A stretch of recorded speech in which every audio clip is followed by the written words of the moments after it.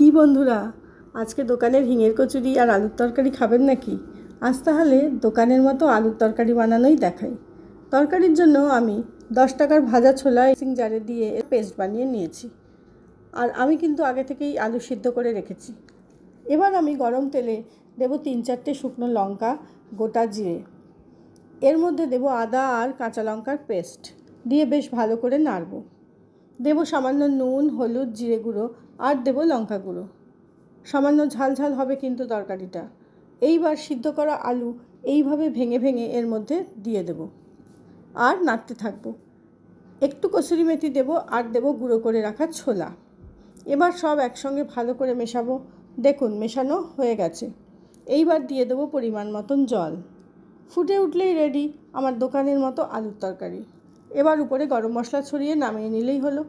এইবার হিঙের কচুরি দিয়ে গরম গরম পরিবেশন করুন। আচ্ছা, হিঙের কচুরির রেসিপি না হয় আরেক দিন দেখাবো।